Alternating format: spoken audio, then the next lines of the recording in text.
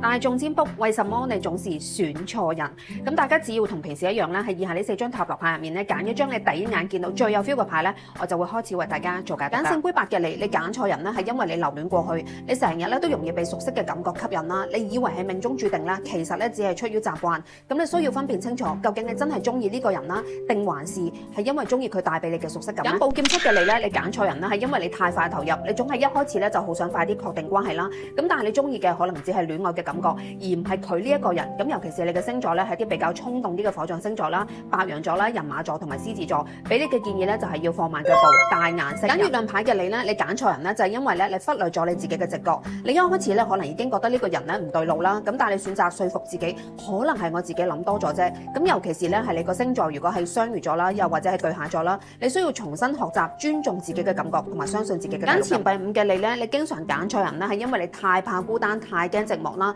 你寧願有個唔適合嘅人喺身邊咧，都好過自己一個啦。咁所以咧，塔羅就建議你要先學識咧同自己相處，咁樣咧你先至會吸引到真正啱你嘅人嚟到你身邊。睇到呢條片嘅大家咧，如果你都想打破呢個情感輪迴毛嘅話咧，可以嘗試透過玄學嘅方式咧，幫你睇下適合你嘅感情模式究竟係點啦，同埋幾時咧先至會遇到啱你嘅人。咁大家有興趣咧就 DM 我啦，我哋下條片再見啦，拜拜。